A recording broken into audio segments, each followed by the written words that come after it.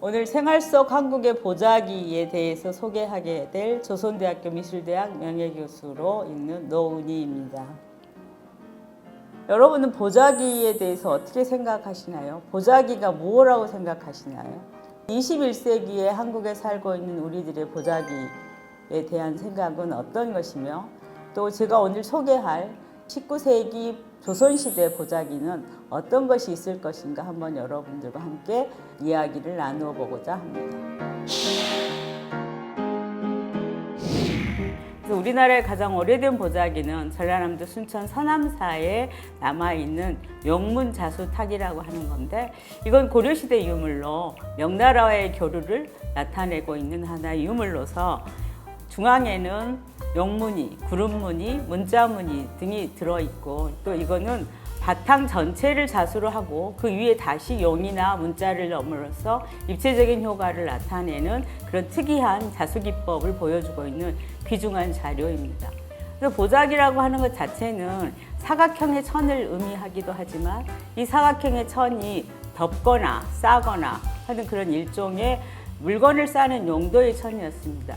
이효령 선생님은 우리나라의 보자기에 대한 것을 여러 가지 동사로 표현하고 계십니다. 담다, 싸다, 덮다, 쓰다 등 여러 가지 용도로 물건의 형태에 따라서 보자기의 모양도 변화되는 의미를 지니고 있는 거라고 보자기를 말씀하셨습니다. 보자기는 한자로 보라고 하기도 하고, 복을 담는다, 또 복을 쌓는다는 의미를 가지고 있고, 또 보자기의 명칭은 지역별로 굉장히 다양해서 보재기 또는 보대기, 밥수건 또는 보뚜이, 보자 이런 식으로 다양하게 사용되어 있기도 하였습니다.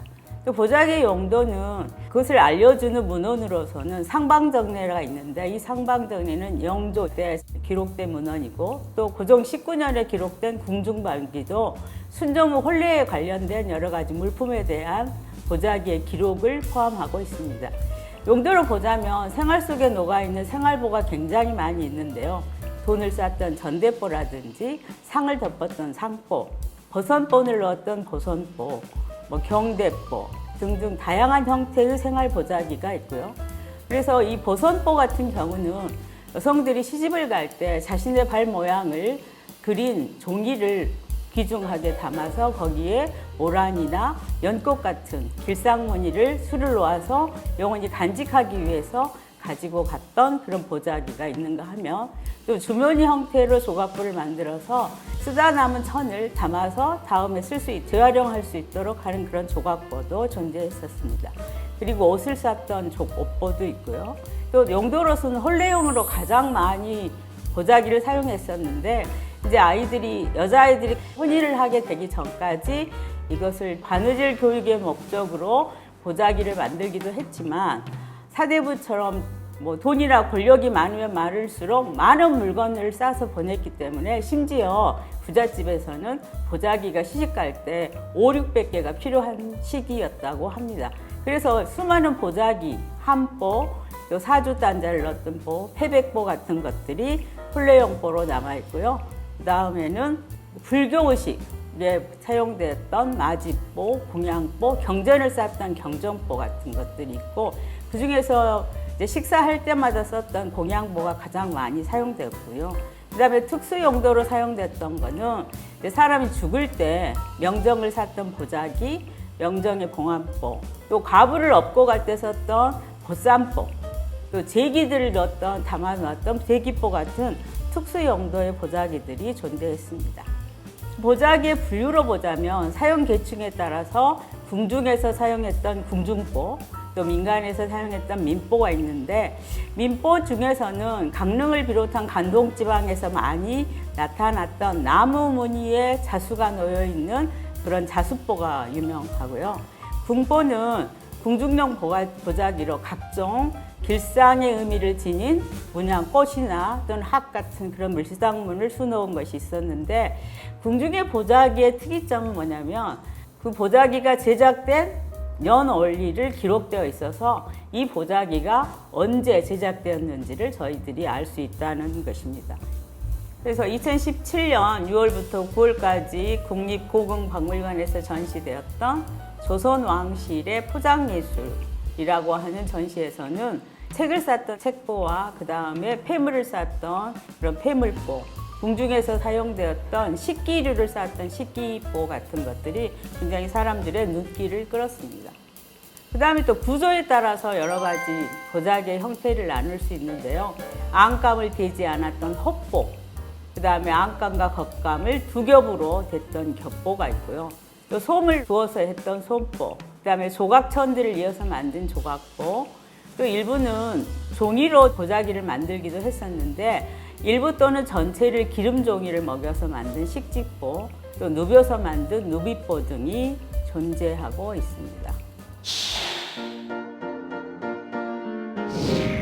또 색상에 따라서는 염색에 어떤 색을 염색했느냐에 따라서 청보, 홍보, 청홍보, 오색보, 연두보, 아청보 등 다양한 색에 따라서 그 명칭을 부르기도 했었습니다. 재료에 따라서 모시보, 향납보, 명주보라고 부르기도 했었고요. 또 문양에 따라서는 꽃을 넣었던 하문보, 그 다음에 나무를 넣었던 수문보, 용을 그렸던 용문보, 구름을 넣었던 운문보 등이 여기에 해당된다고 하겠습니다. 그래서 문양은 나무 파넬을 조각을 해서 형태를 만든 다음에 그걸 연속적으로 찍어서 만들어내는 보란문 당체보도 있었고요. 또 봉황을 찍은 봉황문 보자기 등이 있었습니다. 그리고 보자기의 종류에는 이제 수를 놓아서 보자기를 만들었던 수보라고 하는 것이 있는데 천에 색실로 문양을 수놓은 보자기를 수보라고 합니다. 이 수보는 주로 혼례 등과 같은 좋은 일에 주로 사용하였고 또 궁중에서 많이 사용하였던 것입니다. 여기에는 문자를 많이 넣었는데요. 수복이라고 하는 장수, 또 복을 준다는 그런 문자가 새겨져 있고 나무나 꽃, 학, 오낭, 봉황, 공작 등 문양을 수놓아 민간 신앙적 요소가 담겨 있고 또 나무를 가장 많이 잘 표현하였는데 이 나무는 우리나라에서는 굉장히 신성시되는 자연물로서 상서롭고 영험하다는 복락기원과 관계가 깊습니다. 특히 석류 문양은 다산, 다남의 전형적인 상징이기도 합니다. 이 수보에 나타나는 수실의 색상은 주로 오방색을 나타내는데 이 오방색은 청적, 황백, 흑이라고 하는 음양 오행설에서 기인한 오색에서 비롯되었는데요. 이 오색은 음양의 조화로서 제액초보, 그러니까 액을 물리치고 복을 받아들인다고 하는 그런 민간 신앙적 배려와 관계가 깊습니다. 그래서 이 수보는 아까도 말씀드렸지만 관동 지방에서 많이 생산되고 있는 그 지역의 산물로 볼 수 있습니다. 그다음에 수복문자문 수보가 있는데요. 이것은 대칭으로 구성된 꽃가지 사이에 수복 두 글자가 들어있고 양쪽 네 귀퉁이에 끈이 달려 있어서 어떤 물건이든지 잘 쌀 수 있도록 그렇게 구조화되어 있습니다. 그다음에 하문수보 역시 꼭 화려한 꽃을 네 귀퉁이에 집어넣고 나무를 아주 추상적으로 형성하고 있어서 여기에 사용되는 실 자체도 오방색이 다양하게 사용되고 있습니다. 그 다음에 이제 우리나라의 보자기의 가장 하이라이트라고 할 수 있는 조각보가 있는데요. 이 조각보는 서양의 패치워크와 같은 의미로 사용되고 있는 것인데 옷이나 이불을 만들고 남은 천을 모았다가 사용하는 것으로서 이 짜투리 천을 담은 천 주머니 자체를 만부라고 합니다. 이 만부에 천을 모아두었다가 다시 재활용했는데요. 이건 주로 일반 서민층에서 사용했던 것입니다. 근데 이 조각보의 구성적인 특징을 보면 이 구성이라는 것은 원래 모아서 조립한다는 뜻이고 실제로 기하학적인 추상주의 계통에 속하는 회화나 조각에서 많이 볼 수 있는 건데 이러한 회화나 조각의 흐름은 20세기의 흐름이었지만 우리나라는 조선시대 19세기에 이미 그러한 것들이 펼쳐지고 있었다는 것을 알 수 있고요. 그래서 많은 논문들이 몬드리안의 차가운 추상과 우리나라 조각보와 대비한 그런 비교하는 논문이 많이 등장하고 있고 실제로 우리나라의 그 보자기가 전 세계를 다니면서 전시를 했었는데 특히 뉴욕의 메트로폴리탄에서 전시를 했을 때 많은 각광을 받았습니다. 그래서 이러한 기하 추상적인 어떤 특징에 대한 것들을 보면 지금 보여드린 피터 몬드리안의 이런 사각형의 작품을 보면 우리나라 조각보의 형태와 거의 유사한 그런 느낌을 받으실 수 있는데요. 19세기 조각보와 20세기 몬드리안의 그런 추상과의 어떤 비교를 여러분이 한번 해보시면서 상상해 보시면 좋을 것 같습니다.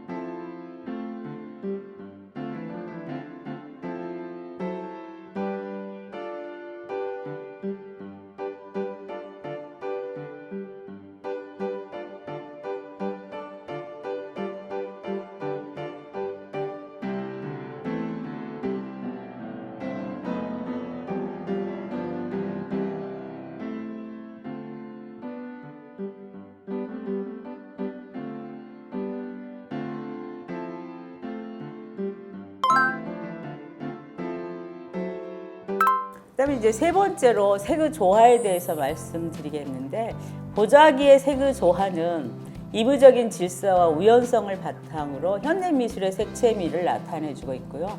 전체적으로 파스텔조의 중간색을 바탕으로 홍과 청색과 같은 강렬한 온색을 배치함으로써 은근한 조각보 전체에 생기를 불어일으켜주는 그런 느낌을 나타내고 있는 작품이 많이 있습니다. 이거는 한국의 전통적인 색채 개념인 오방색에서 유래하였는데, 이 오방색의 색상은 5가지 황, 청, 흑, 백, 적이라고 하는 음양오행의 그런 오정색이라고 하는 양적인 기운과, 그 다음에 오간색, 즉 청색과 백색을 섞었을 때 나타나는 중간색, 벽색이나 또 홍색, 유황, 녹색, 자색 등의 음적인 색깔, 그래서 양적인 색깔과 음적인 색깔과의 그런 조화를 이루고 있는 주로 10가지 색상을 주로 사용하고 있었다고 봅니다. 이거는 그 당시에 염색술과도 관련이 있는데, 염색술은 우리나라 자연에서 많이 자생하고 있는 천연 재료를 사용해서 쪽이라든지 또 홍화라든지 황토 같은 그런 자연 재료에서 나오는 천연 염색을 주로 말씀드릴 수 있겠습니다. 그래서 중앙이라고 하는 것은 일종의 황색을 의미하고요.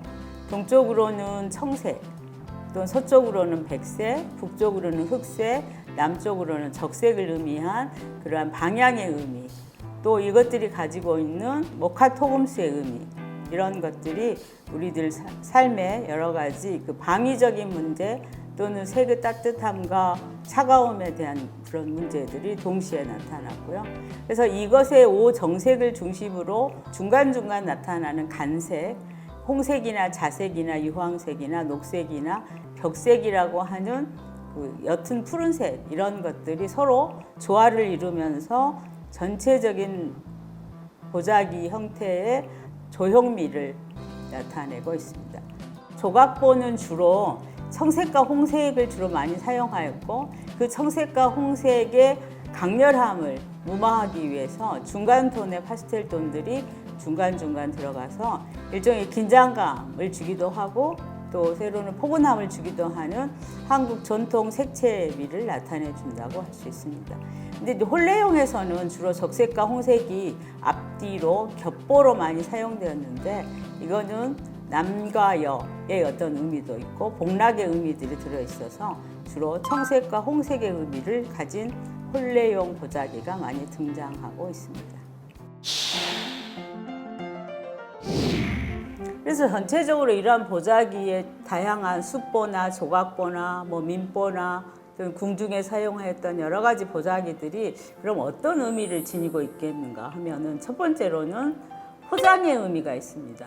오늘날 이 사회는 수많은 가방이나 캐리어 할 수 있는 여러 가지 다양한 상자나 뭐 이런 것들이 있지만 그 당시엔 그런 게 없었기 때문에 보관 또는 운반 용구로 사용했고, 용적을 최대한 이용해서 물건의 형태에 따라서 자유자재로 변화되는 용이성이 있었습니다.